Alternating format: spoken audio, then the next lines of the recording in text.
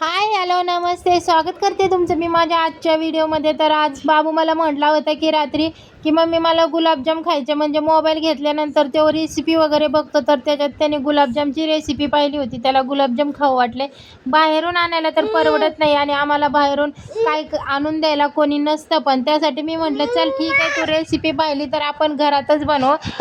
रव्याचे गुलाबजाम बनवण्यासाठी मी रवा घेतला, थोडीशी मिल्क पावडर घेतली, वेलची घेतली, साखर घेतली, रवा रवा आणि मिल्क पावडर आहे ती मी मिक्सरमधून बारीक करून घेतली, कारण रवा आहे तो मोठा होता, खूप जाड होता, तो असा थोडासा बारीक करून घेतला मिक्सरमध्ये फिरवून।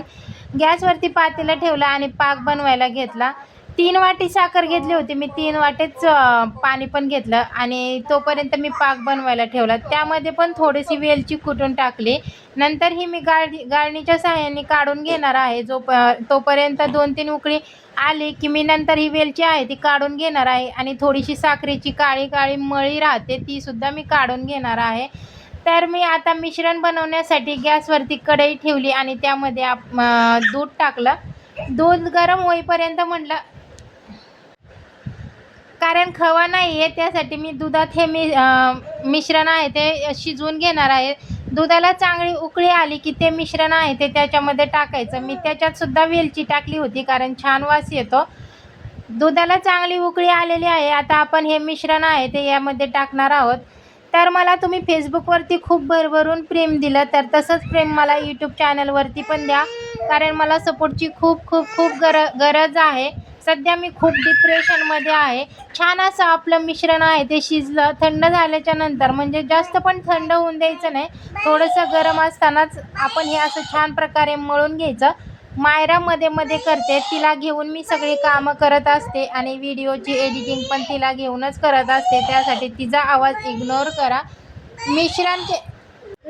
मिश्रणाचे छान असे गोळे करून घ्यायचे, जसे की आपण खव्याचे किंवा प्रेमिक्स जे आणतो गुलाबजामचं, त्याचे गोळे कसे पटकन गोल गोल होतात तसेच गोळे होतात। तुम्ही पाहू शकता मी अगदी 2 ते 3 मिनिटात एवढे सगळे गोळे तयार करून घेतलेले आहेत।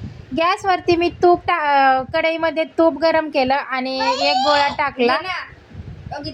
ते तूप आहे ते चांगलं गरम झाले। तुपाचाच वापर करायचा, जेणेकरून तेलाचा वापर करायचा नाही, कारण तेलाचा हे वास येतो, तुपाचा वास येत नाही आणि जरी आला तरी छान येतो। त्यामध्ये मी हे सगळे छोटे छोटे गोळे केलेले होते ते टाकले आणि तळून घेतले। पाक इकडं थोडासा गरमच आहे, तोपर्यंत मी ते गोळे आहेत ते फ्राय करून घेतले, त्याच्यामध्ये टाकून घेते। सगळे गुलाबजाम आहे ते मी फ्राय केले, म्हणजे तळून घेतले आणि त्या पाकामध्ये टाकले। छान असं, म्हणजे रव्याचेच आहेत पण वाटणार सुद्धा नाहीत की रव्याचे आहेत, एवढे टेस्टला छान झालेले आहेत। वेलची ही मी चाळणीनुसार काढून घेतली होती। छान असं हे मी थंड करायला ठेवलं आणि नंतर मग मी आज जेवणामध्ये ही खिचडीच केली होती। संध्याकाळी म्हटलं काहीतरी करावं छान असं जेवण, कारण हे गुलाबजाम पण केले आणि बाकीची पण कामांनी मला खूप कंटाळा आला होता, तर छान अशी मी मुगाची खिचडी केली। म्हटलं आता जेवण करून घ्यावं, तर मी एकटीच जेवायला बसले, कारण आज बाबूचे पप्पा आहेत ते जेवायला येणार नव्हते। जेवण वगैरे केलं आणि म्हटलं मायरा झोपली तर थोडंसं साडीचं शूट करावं, त्यासाठी मी साडी घातली। साडी घालत होती तेवढ्यातच मायरा उठली आणि मायरा मध्ये मध्ये करत होती, त्यासाठी एवढं काय मला शूट घेता आलं नाही आणि व्हिडिओ पण काढता आले नाहीत, कारण ही साडी पण खूप हेवी होती। तरी पण मी थोडंसं शूट घेतलं आणि साडी काढून टाकली। 4 वाजता मी बाबूला भेळ आणायला लावली होती, भेळ ही खूप टेस्टी होती, भेळ खाल्ली। संध्याकाळचा स्वयंपाक वगैरे केला आणि स्वयंपाक करून लगेचच किचन वगैरे मी सगळं आवरून घेतलं।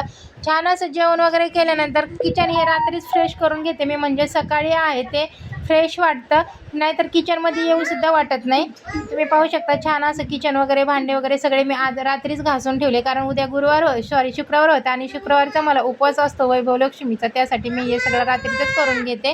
तर असा होता माझा आजचा व्हिडिओ, तुम्हाला कसं वाटलं ते कमेंट करून नक्की सांगा। व्हिडिओ आवडला असेल तर व्हिडिओला लाईक शेअर सबस्क्राईब नक्की करा आणि अधूनमधून जो मायराचा आवाज जो आहे तो सगळ्यांनी इग्नोर करा, कारण माझी छोटी मुलगी आहे, तिला बघून मला करावं लागतं।